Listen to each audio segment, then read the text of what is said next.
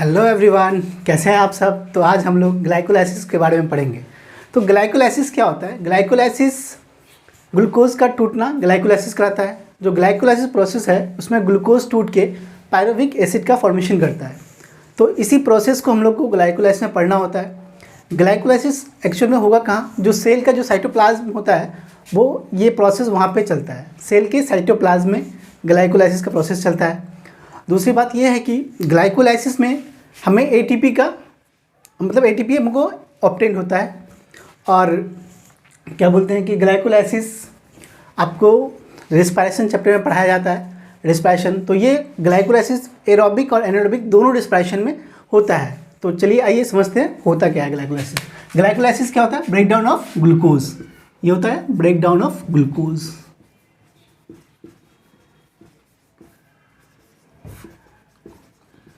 इसी को हम लोग क्या कहते हैं, ग्लाइकोलाइसिस। देखिए ग्लाइकोलाइसिस टर्म में ही छुपा हुआ है कि ग्लूकोज का ब्रेकडाउन होता है। दो टर्म से बना होता है ग्लाइकोलाइसिस। ग्लूको मतलब ग्लूकोज, लाइसिस मतलब टूटना। तो ग्लूकोज का टूटना ही क्या कहलाता है, ग्लाइकोलाइसिस कहलाता है। इसमें ग्लूकोज टूट के क्या बनाएगा उसको देखते हैं हम लोग। ग्लूकोज आपको टूट के बना देगा पायरुविक एसिड। Pyruvic acid. तो ग्लाइकोलाइसिस में जो आपको फाइनल प्रोडक्ट मिलेगा वो होगा पायरुविक एसिड। ठीक है, तो इसलिए आगे बढ़ते हैं। ग्लाइकोलाइसिस सबसे पहले देखेंगे होता कहाँ पे है।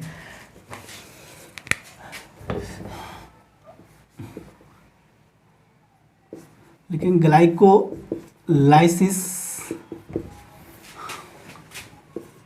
occurs in the cytoplasm of cell. cytoplasm of the cell। ठीक है, जितने भी लिविंग सेल्स होते हैं उन सेल के साइटोप्लाज्म में एक प्रोसेस चलता है जिसको हम लोग बोलते हैं ग्लाइकोलाइसिस।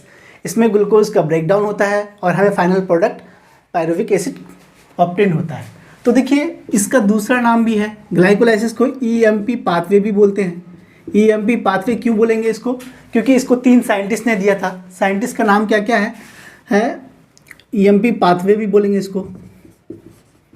ये क्या कहलाएगा अपना ईएमपी पाथवे। क्यों, इसको लिख लिया, because of glycolysis is given, lysis is given by 3 scientists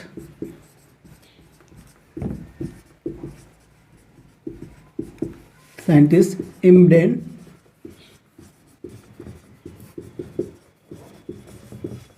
Meyerhoff and Parnas. देखिए जो ग्लाइकोलाइसिस को देने वाले साइंटिस्ट कौन थे, इम्बेडेन, मारासमस एंड मेयरहॉफ एंड पैरासमस। इन तीनों के पहले लेटर्स को उठा करके ईएमपी पाथवे बोला गया इसी को। ठीक है, और इसका दूसरा नाम एक और नाम है जिसका कॉमन नेम है कॉमन पाथवे। क्या बोलेंगे इसको, ईएमपी को कॉमन पाथवे भी बोला जाता है।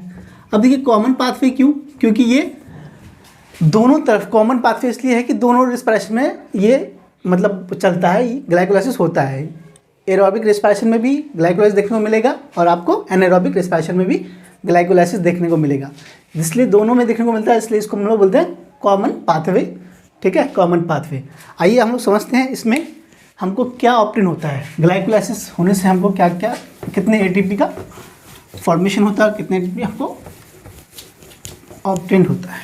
तो एटीपी का अगर लेखा जोखा लगाया हम लोग इस ग्लाइकोलाइसिस में एटीपी, तो इसमें एटीपी में नेट एटीपी जो बनता है आपका, नेट एटीपी का जो होगा आपके पास वो 8 होगा। ठीक है, आपको प्रॉफिट कितना होगा, प्रॉफिट ऑफ एटीपी अगर देखें प्रॉफिट एटीपी का, तो 2 एटीपी का प्रॉफिट आपको हो जाएगा। इसमें 8 एटीपी, इसमें 2 एटीपी, और इसमें और सबस्ट्रेट एटीपी की बात करें, एक सबस्ट्रेट एटीपी आपको देखने को मिलेगा 4। तो ये डाटा आपको याद रखना है, एग्जाम में डायरेक्ट पूछा जाता है कि जो ग्लाइकोलाइसिस होता है उसमें कितने एटीपी, नेट एटीपी कितना बनता है, तो वो 8, प्रॉफिट कितने एटीपी का होता है 2, और सबस्ट्रेट एटीपी कितना है तो वो ये हो जाएगा। ठीक है, ये अब हम लोग मिटाते हैं। आइए समझते हैं पूरे स्टेप्स। आपको ग्लाइकोलाइसिस के स्टेप याद करवाते हैं जो कि बच्चों को जल्दी याद नहीं होता, इसी को याद करने की कोशिश करते हैं।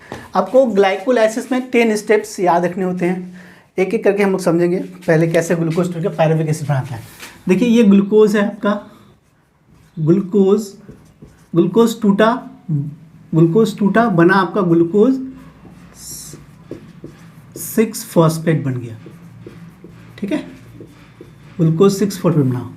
फिर ग्लूकोज फिर चेंज हो जाएगा फ्रुक्टोज 6 फॉस्फेट में, फ्रुक्टोज 6 फॉस्फेट में चेंज हो जाएगा, ठीक है, फ्रुक्टोज। तो ये पहला स्टेप क्या होगा, ग्लूकोज, फिर ग्लूकोज 6 फॉस्फेट, फिर फ्रुक्टोज 6 फॉस्फेट। फिर जो नेक्स्ट स्टेप होगा वो आपका होगा फ्रुक्टोज 1,6 बाइफॉस्फेट, 1,6 बाइफॉस्फेट। फ्रुक्टोज फिर क्या हो जाएगा 1,6 बाइफॉस्फेट। अब इस यहाँ के बाद क्लीवेज होगा, ठीक है। अब देखिए यहाँ के बाद क्लीवेज होगा, यहाँ से टूटेगा, फिर दो तरफ प्रोडक्ट बनेगा, एक इधर चलेगा एक इधर चलेगा। इधर आपके पास चल बनेगा DHAP और इधर बन जाएगा आपके पास 3PGAL, 3 फॉस्फोग्लाइसिल्डिहाइड, ठीक है। उसके बाद 3 फॉस्फोग्लाइसिल्डिहाइड से आगे बढ़ेगा तो बन जाएगा 1,3 बाइफॉस्फोग्लाइसिल्डिहाइड, ठीक है, ग्लाइसिल्डिहाइड। उसके बाद जो प्रोडक्ट बनेगा उसके बाद बनेगा 3PGA, मतलब 3 फॉस्फोइनोल, फॉस्फोग्लाइसिलिक। उसके बाद यहाँ पे टूटेगा, फिर 2PGA बन जाएगा, 2PGA बनेगा, ठीक है। 2PGA के बाद बन जाएगा, फिर आगे आपका जो स्टेप बढ़ेगा वो बनेगा 2 फॉस्फोइनोल पायरूवेट, ठीक है। इसके बाद जो फाइनल प्रोडक्ट बनेगा आपके पास वो बन जाएगा पायरुविक एसिड। तो यही 10 स्टेप आपको याद रखने होते हैं। पहला स्टेप 1 2 3 4 5 6 7 8 9 10, ये 10 स्टेप याद रखने हैं।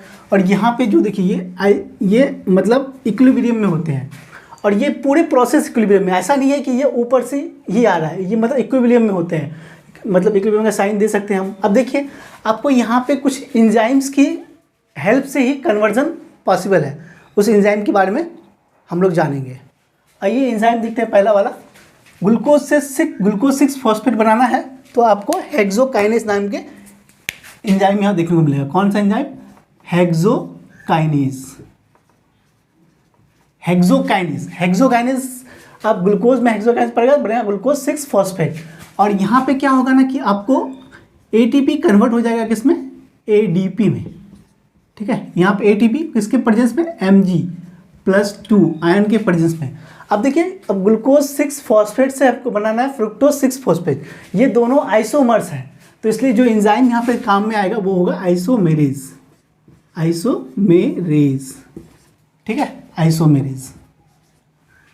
अब देखिए आइसोमेरेज के बाद फ्रुक्टोज 6 फॉस्फेट से बनेगा फ्रुक्टोज 1,6 बाइफॉस्फेट।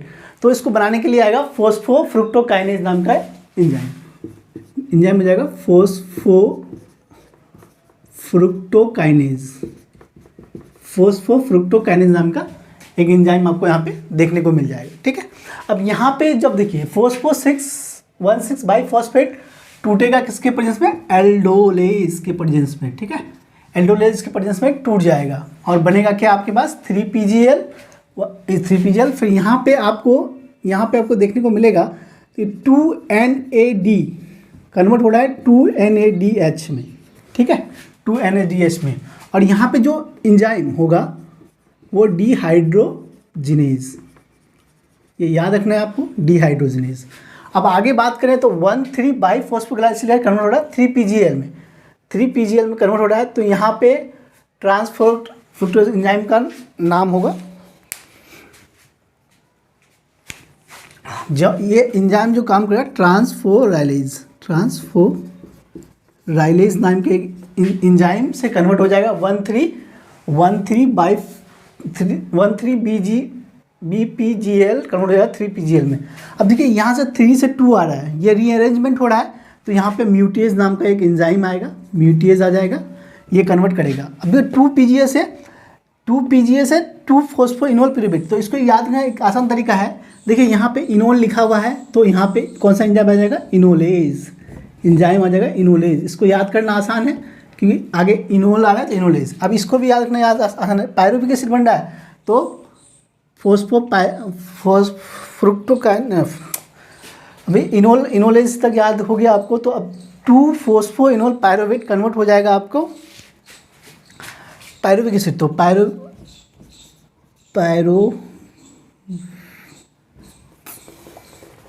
कन्वर्ट हो जाएगा। तो जो पायरुविक एसिड काइनेज, ये एंजाइम के प्रेजेंस में फाइनली आपको क्या मिल जाएगा, पायरुविक एसिड। तो ये आपको याद रखने हैं कि कब कौन कहाँ क्या बन रहा है। यहाँ पे 6 है, 6 फॉस्फेट है और ये 6 फॉस्फेट। अब तो देखिए, अब यहाँ से हेक्सोकाइनेज ने बदला ग्लूकोज 6 फॉस्फेट को, फिर 6 फ्रुक्टोज, इस तरह से 10 स्टेप याद करेंगे। तो स्टेप देखिए, step first, step second, step third, step fourth, step fifth, step 6, step 7, step 8, step 9 and step 10। ये 10 स्टेप है। और आपको आगे याद रखना है कि ये ग्लूकोज ना 6 कार्बन का होता है, ये भी 6 कार्बन का देखने को मिलेगा और ये भी आपको 6 कार्बन का ही देखने को मिलेगा, ये भी 6 कार्बन का। अब देखिए 6 कार्बन यहाँ पे 2 पार्ट में बट रहा है, तो यहाँ पे 3 कार्बन हो जाएगा और यहाँ पे भी ये भी 3 कार्बन हो जाएगा। ठीक है, अब ये 3 कार्बन, ये बाकी सब 3 कार्बन का चलेगा। ये भी 3, ये भी 3 कार्बन, ये भी 3 कार्बन और ये भी 3 कार्बन आपका, और ये भी आपका 3 कार्बन। जो फाइनल प्रोडक्ट है वो भी 3 कार्बन का ही बन रहा है। तो ये हो गया। ठीक है, अभी अब थोड़ा सा लेखा जोखा हम लोग एटीपी का लगा लेते हैं कि एटीपी कहाँ कहाँ बन रहा है, क्या क्या। अब देखिए पहला स्टेप में क्या एडीपी चेंज हुआ इसमें, तो दूसरा स्टेप में यहाँ पे देखेंगे आप, यहाँ पे भी एटीपी कन्वर्ट हो जाता है एडीपी में। ठीक है, कहाँ पे, जब आपका फ्रुक्टोज 6 फॉस्फेट से फ्रुक्टोज 1,6 बाइफॉस्फेट आएगा तो वहाँ पे क्या होगा कि एटीपी कन्वर्ट हो जाएगा एडीपी में। ठीक है, एडीपी में कन्वर्ट हो जाएगा। फिर आगे चलेंगे आप, तो यहाँ पे डिहाइड्रोजनेज है, तो यहाँ पे एनएडीपी फॉर्मेशन हुआ। अब आगे की बात करें तो एक यहाँ पे देखिए, यहाँ पे जो है आपका ट्रांसफरेज, ये क्या करेगा, 2 ADP से बना देगा, वो 2 ATP बना देगा। ठीक है, 2 ATP कहाँ पे बनेगा, जहाँ पे ट्रांसफोरलेज एंजाइम आपको देखने को मिल रहा है। फिर आगे बढ़ेंगे, ऐसे बढ़ते बढ़ते तो फिर आपको जहाँ पे इनोलेज है, यहाँ पे फिर एक लास्ट में जाके आपको फिर 2 ATP का फॉर्मेशन आपको देखने को मिल जाएगा। यहाँ पे 2 ADP से कन्वर्ट हो जाएगा 2 ATP में। ठीक है, तो ये फाइनल प्रोसेस है। तो अगर आपसे पूछा जाता है ये कितने मोल यूज़ किया गया था, तो ये 2 मोल 2 मोल 2 मोल 2 मोल, इधर आपको मोल्स के 1 मोल 1 मोल का प्रोडक्ट बन रहा था। तो ये आपको ग्लाइकोलाइसिस पूरा है। इसको याद करने का तरीका ये है कि आप एक बार 2 बार खुद से कॉपी में ट्राई करें, जो आपको आसानी से याद हो जाएगा। करना क्या है, ग्लूकोज को 6 फॉस्फेट में कन्वर्ट करना है, फिर फ्रुक्टो 6 फॉस्फेट में, फिर फ्रुक्टो 1,6 बाइफॉस्फेट में, उसके बाद फिर बनाना 3 फॉस्फोग्लाइसरल्डिहाइड, फिर 1,3 बाइफॉस्फोग्लाइसरल्डिहाइड बनाना है, तो फिर 3 फॉस्फोग्लाइसरिक एसिड बनाना है, फिर 2 फॉस्फोग्लाइसरिक एसिड बनाना है, फिर 2 फॉस्फोइनोल पायरुवेट एसिड बनाना है, फिर पायरुविक एसिड। ये 10 स्टेप। अब जब एंजाइम की बात आती है तो अब देखें, हेक्सोकाइनेज मैग्नीशियम के प्रेजेंस में बनाता है ग्लूकोज, फिर ये दोनों आपस में आइसोमर हैं, इसलिए आइसोमेरेज। तो इस तरह से आप लोग इस पूरे ग्लाइकोलाइसिस को याद कर सकते हैं। आज के लिए यहीं तक।